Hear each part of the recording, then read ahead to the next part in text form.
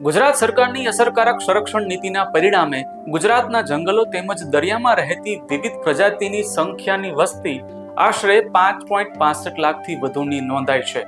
Asiatic સિંહની વસ્તી 2020ની વસ્તી ગણતરી મુજબ 674 થી વધુ નોંધાઈ હતી.